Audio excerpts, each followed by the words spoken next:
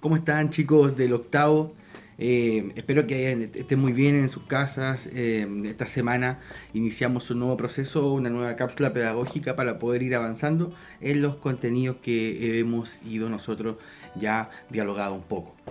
Así que contarles lo primero que la semana pasada estuvimos analizando un concepto bastante potente, ya que analizamos el concepto de absolutismo, ¿recuerdan? Y dijimos varias cosas, dimos varias luces de qué es lo que era el absolutismo, por qué surgió, de dónde aparece esta palabra. Y para eso también quiero que démonos un espacio para recordar de que estamos nosotros hablando del mundo moderno. Estamos pasando de lo que es el mundo medieval a una transición a lo que le vamos a llamar nosotros Estado moderno o mundo moderno. En esa lógica, esta construcción de este nuevo Estado moderno trae consigo ciertas características que son a las cuales nosotros les hemos denominado la monarquía absoluta, ya que esta construcción de Estado moderno, una de sus principales características era que el monarca radicaba en un poder divino, y en esa lógica fue que se fue fundamentando los cimientos de la política desde el siglo XVI hasta el siglo XVIII en Europa y prácticamente en el mundo. Por lo tanto, es súper importante que nosotros entendamos este concepto de absolutismo, no a nivel conceptual, sino que tratemos de extrapolarlo mucho más allá y logremos entender cómo una sociedad se va a poder estructurar a través de un monarca absoluto, un poder que dictamina el orden de manera central, de carácter divino, que eso es muy importante a la hora de analizarlo. Por lo tanto, la sociedad en sí se va a componer de una manera muy diferenciada de lo que nosotros actualmente conocemos. Por lo tanto, es súper importante que también nosotros entendamos la influencia del absolutismo dentro de lo que fue también el desarrollo social en la época. ¿Por qué? Hay que entender, o si nosotros partimos desde la base de que el siglo XVI, este inicio del mundo moderno, va a estar caracterizado por un Estado centralizado, fuerte, el cual va a estar todo reducido en la figura del monarca, en la figura del rey, en el cual van a haber clases dominantes que son de carácter privilegiado y van a haber castas sociales que van a estar en una situación de desprivilegio, ¿ya?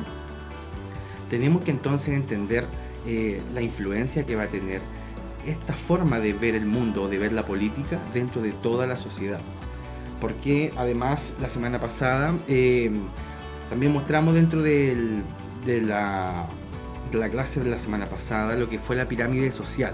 Recuerden que la pirámide social es muy importante, ya que en historia la ocupamos siempre, en los distintos momentos históricos ocupamos nosotros pirámide social para poder entender el componente de la sociedad en un momento histórico.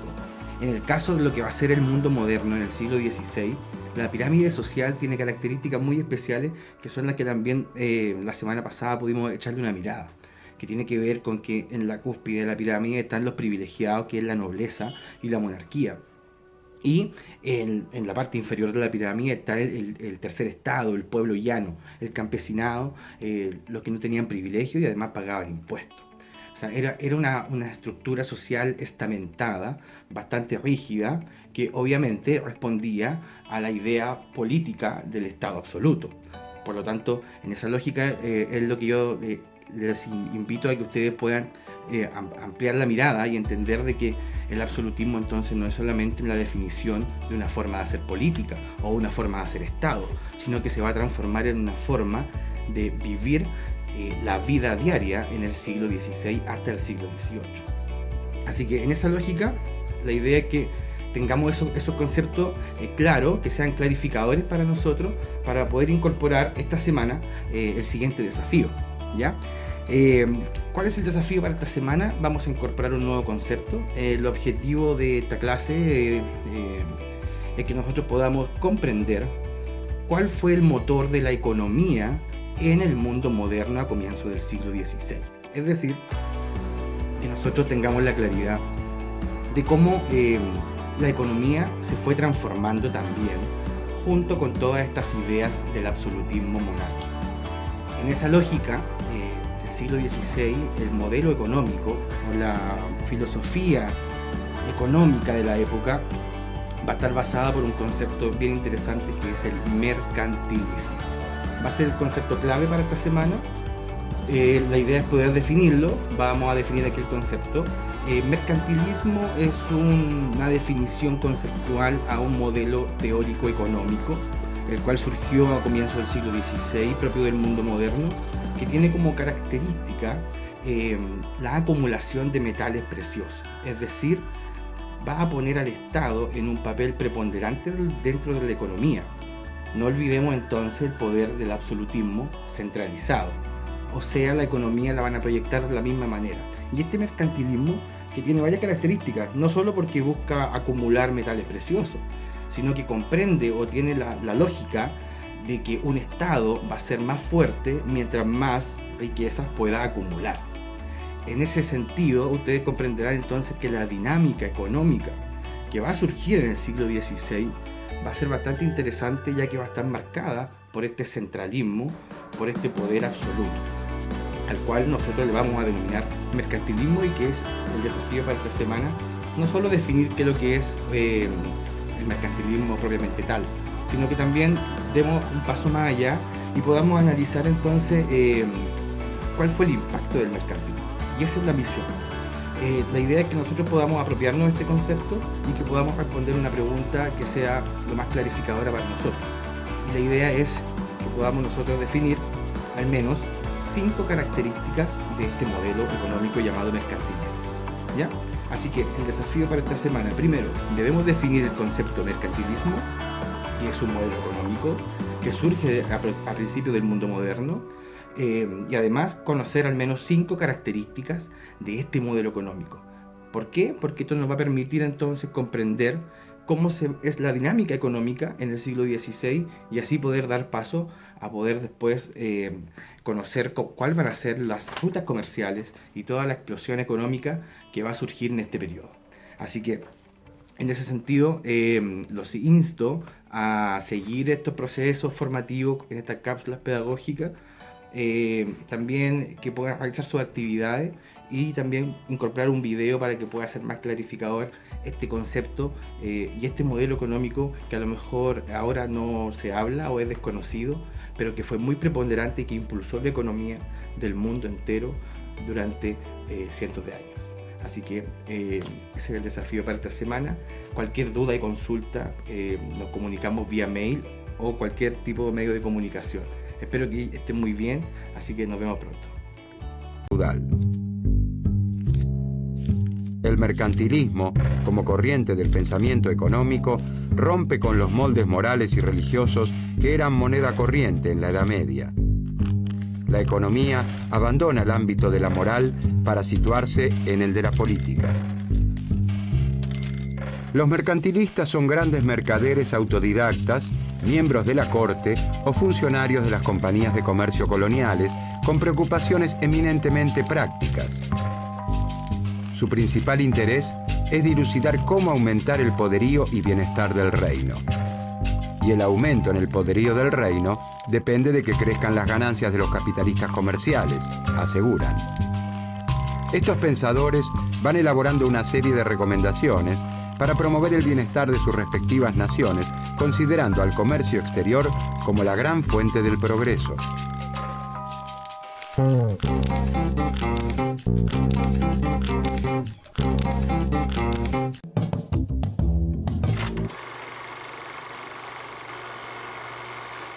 El mercantilismo evoluciona a lo largo de sus 3 siglos de historia.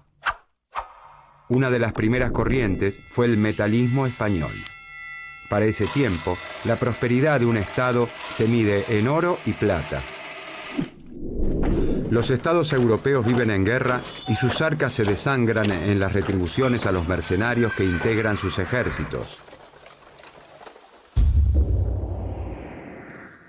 Es necesario atesorar riquezas, pero las maneras de obtener metales preciosos no son iguales en todas las latitudes. Los reyes católicos en España se dedicaron a la extracción del oro y la plata americanos. Los franceses e ingleses han puesto sus fichas al comercio exterior y la piratería. una manera delicada de llamar a la extracción de metales preciosos de un barco.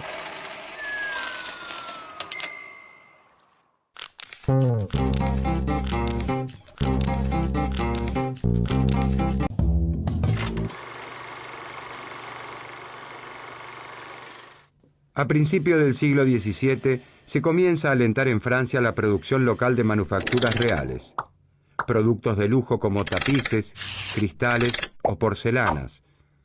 Son bienes muy requeridos por las monarquías y las clases altas que buscan parecérseles.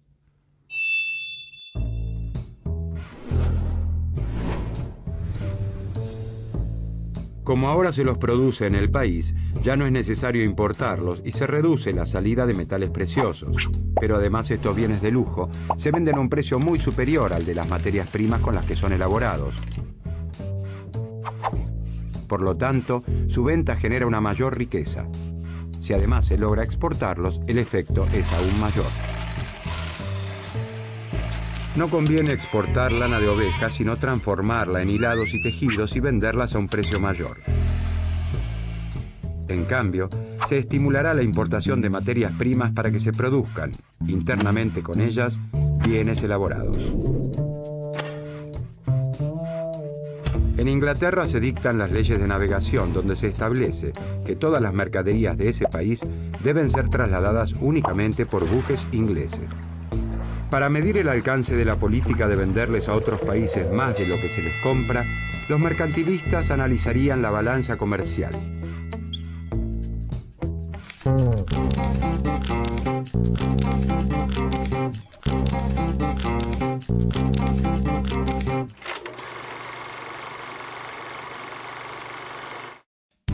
La balanza comercial es la diferencia entre las exportaciones y las importaciones de un país en un periodo determinado de tiempo. Si las exportaciones son superiores a las importaciones, esto es, si se le vende a otro país más de lo que se le compra, ingresa más oro del que sale y por lo tanto el reino se enriquece. Pero para que la balanza comercial sea positiva, es necesario, de acuerdo a los mercantilistas, defender la industria nacional, regulando el ingreso de mercaderías del extranjero. A esta política se la conoce como proteccionismo. Se entiende por proteccionismo la defensa de la producción nacional y la regulación del ingreso de mercancías. El proteccionismo busca reducir las compras a través de la sustitución de importaciones de bienes elaborados. Como vimos, la producción local de bienes, como en el caso de las manufacturas reales o la aplicación de aranceles a la importación, desalientan las compras del exterior.